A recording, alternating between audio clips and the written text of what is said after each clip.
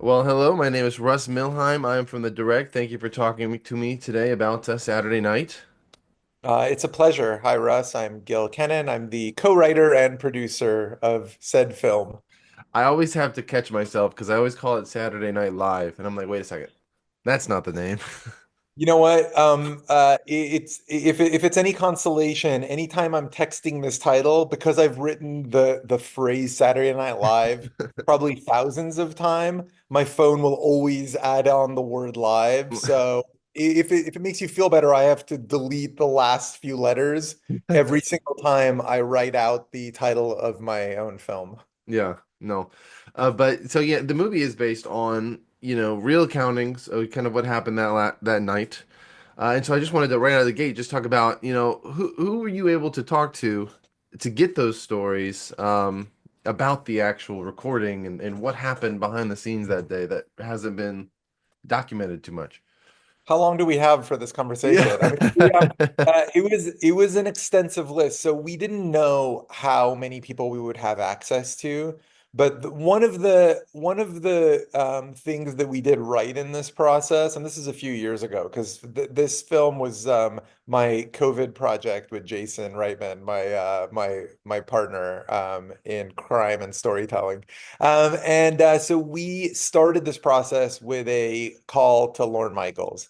And that was both an illuminating conversation because we went right to the source, but it also ended up being a really helpful one because speaking to Lauren meant that we sort of had access to a Rolodex, both of information and of people. And we just started to put together a map of every person who was still alive, who we could reach, who was there that night on October 11th, 1975. So we're talking like a really exhaustive list, and it went from all the cast members who are still around to so that means Chevy Chase, it means Jane Curtin, Lorraine Newman, Garrett Morris. It went out to like Eugene Lee, the production designer. We got to speak to a bunch of writers, some of whom have passed away since, and Beats. We spoke with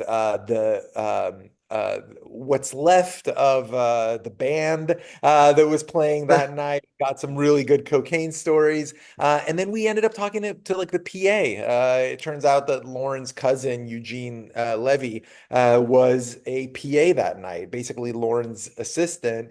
And we thought it was just going to be a case of completing the picture. But what we ended up learning was every person had a story. And it's like, you know what they say that everyone is sort of the protagonist of their own film. Yeah. Turns out it really does work that way when you're trying to tell the story of one pivotal night in everyone's life, because a lot of them have gone on to do really tremendous things that aren't associated with Saturday Night Live, but to the person, this remains a singular event in each of their lives. And so it meant that they were able to remember, to create paint a picture. And we just started feeling like we were gorging on really great bits of information. What are some of the specific notes that like Lorne Michaels would give throughout the process? Did he have any like adjustments he maybe thought that you guys should make or like maybe don't include this? Lorne was really cool about being a source of information for us, but that he had no sort of creative control over this process.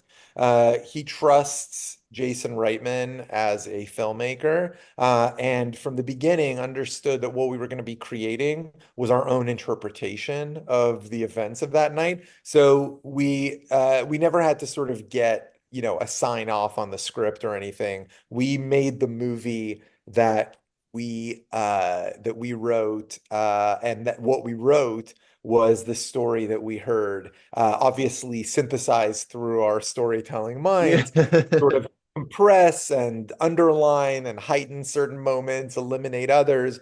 But we never claim it's a factual telling of that story, but it is in many ways an authentic one.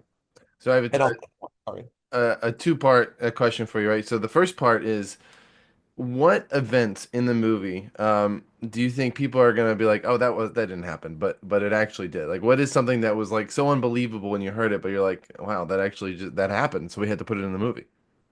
I mean, like, the Milton Berle scene, which I'm not gonna uh, describe in florid detail here, both because I don't know about the age rating of your podcast or your show, and also because I don't want to spoil that scene. But we heard from multiple people that moment, a variation on that moment of Milton Berle displaying his dominance. Um, Yeah. happened and was witnessed by a lot of folks who were there. So it didn't happen that night. Milton Berle hosted an episode a couple of shows later. It was a little bit further down in the season, but it was a picture perfect moment that illustrated one of our core themes, which is the sort of battle between the new and the old, the sort of establishment and this new wave of comedy that was trying to find a way to get into the building. And that's fundamentally the core theme at the center of this story. And then, the second part is with it being, because it is a fictional story at the end of the day, and there were exaggerations, like you said. What is a big moment in the movie that definitely didn't happen, but you felt like you got it just fit organically, it made sense with what you guys were trying to do? Well, so Belushi ice skating is again a sort of for us is a bit of a flight of storytelling fancy. He did disappear that night. There was a desperate race to try to get him to sign his contract. And as soon as we started hearing those stories told from the folks we were interviewing, we understood that that created a really nice sort of narrative engine for us to follow. Part of what we kept hearing was Lorne was really trying to hold all of the strings that were his show that he couldn't quite articulate, but he knew what it was going to be. You could feel it. He was trying to hold these strings together, and they just kept trying to pull out of his hands. And the Belushi string was a big one because everyone there understood that Belushi was a singular comic voice, was part of what was going to make Saturday Night, NBC Saturday Night, as the show was called, something that a fresh young audience could really hold on to.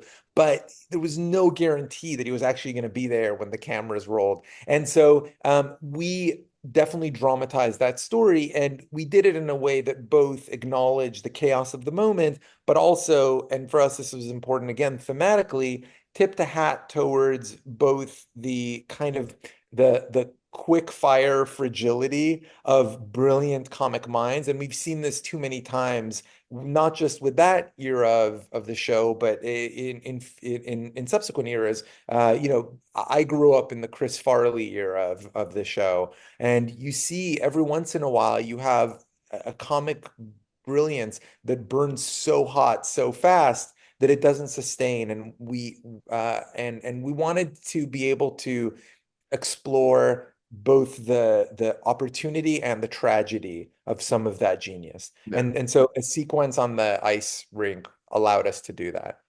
Now the ensemble cast is quite large, and while writing, it must have been challenging to make sure that people, everyone gets their moment in the spotlight. So can you talk about, that balance and trying to make sure that everyone got their moment and no one felt like neglected by the end of the day?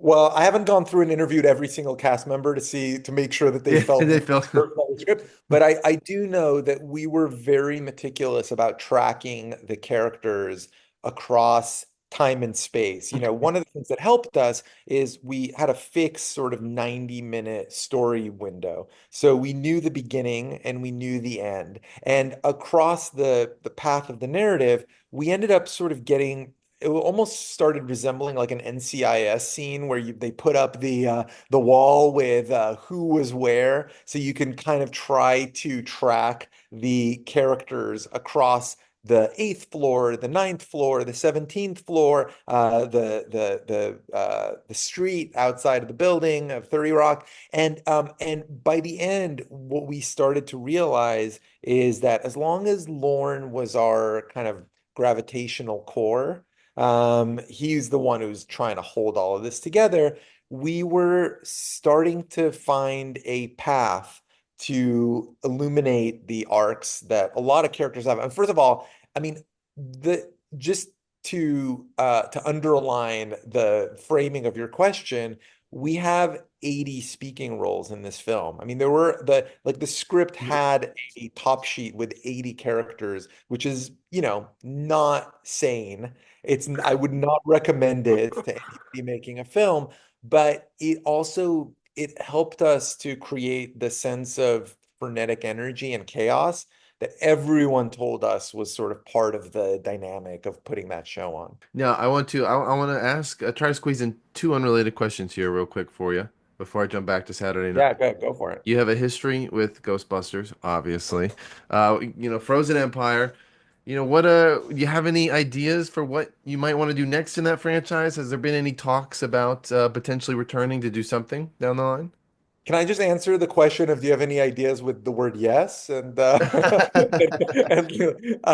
Elaborate.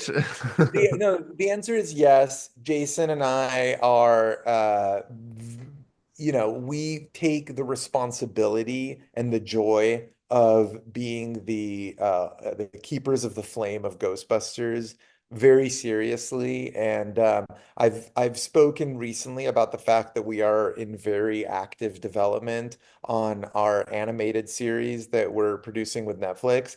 That is something that I'm actively involved with Jason on a day-to-day basis right now. We are really excited about the stories that are starting to be told there, and the way that it intersects with the Ghostbuster stories that you and I love is going to be thrilling for our audiences. So the answer is yes, and we definitely are continuing the conversation of telling big Ghostbuster stories on the big screen.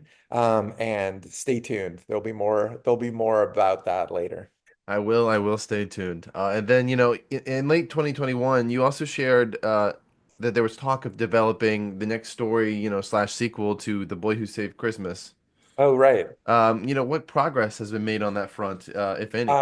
So not much. There's a story that I really want to tell, and I haven't gone much further than that. I will say that a one of the most important characters for me in that first film was the character of Aunt Ruth, played by Maggie Smith. And of course, she passed away tragically last week, and not tragically, she lived an incredible life, sadly for me.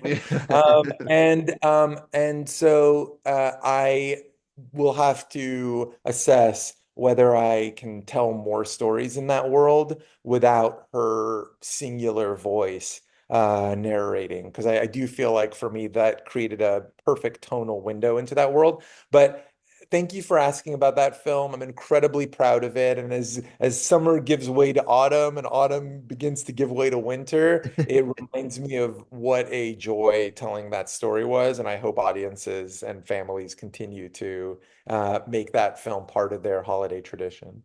Jumping back to Saturday night, are there, if you were to say there were sequel sorts, right? Are there any particular other milestone episodes? I mean, because obviously it has a massive history. Are there any other particular milestone episodes, eras, or, group of cast members that you would really love to explore and celebrate in, the same way that this film celebrated, the first live episode? Sure. I mean, look, we when we had our sets up, because they were built to extraordinary detail by Jess Goncher, the production designer of this film.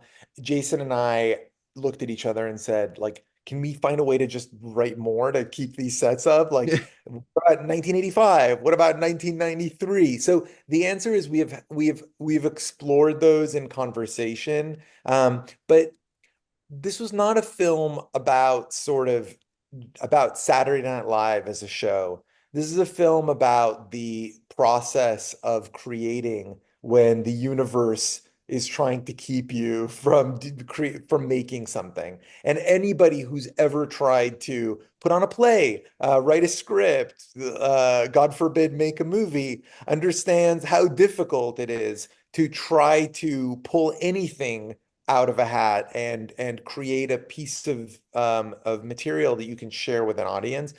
Ultimately, that's what this film explores. And so, if you're asking me as a fan, I would love to keep writing films that take place in this universe. I feel like we found a cheat code for existing in, we found a way to get ourselves on Saturday Night Live without actually having to go through the sort of boot camp of being a writer and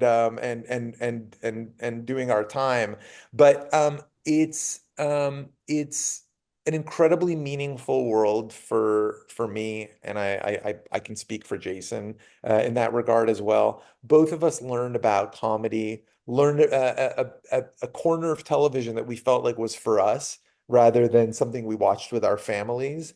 And I think that's one of the things that Saturday Night Live has been able to pull off as a magic trick for now 50 seasons, which is that it creates somehow not every sketch, but enough sketches that feel like they connect to you as a viewer, and feel fresh and still feel dangerous and sometimes feel like they're, created out of a storm of comic invention, to make it a vital institution in comedy. And so I feel particularly proud to have been able to tell a story about those origins. Very last question for you. I wanted to jump back because I wanted to talk about the chaotic energy in this movie is great and it's nonstop and it doesn't let up and it's my favorite part of it. So can you just talk about keeping that alive at every moment in the script and not letting it die down all the way until the movie starts and even then, or I'm sorry, the movie ends and even then it doesn't stop then. Um, uh, Absolutely. So I'll say two things. One, Jason Reitman's extraordinary direction of this film. You can only do so much on a page. It's a really helpful blueprint, but ultimately it's about the director and the performers and the extraordinary cast we have on this film that are going to bring that thing to life. There was an energy on set that I've never experienced where it really did feel, part of that was because we were shooting on 16 millimeter film. It all felt like it had this sort of spirit of chaos and invention and speed and creativity. So definitely that existed on set. But we did engineer this from the beginning to have a sort of propulsive narrative drive on the page, and we did that in a few ways. One is we crammed a lot of characters and a lot of story and a lot of real estate into these sort of 90 minutes of storytelling. But we also did that by doing months and months of meticulous research and then 3 feverish days of writing, where we almost tapped into the spirit of how the show itself is written. We wrote this thing like maniacs. We just went at it. We were kind of devouring pages back and forth with each other. And that, I think, was actually really critical to the kind of nature of the thing. I think if we had spent months laboring on it and the balance had tipped between research and writing, we would have ended up with something that would have probably checked a lot of the same boxes, but wouldn't have had the same level of danger or chaos. Yeah.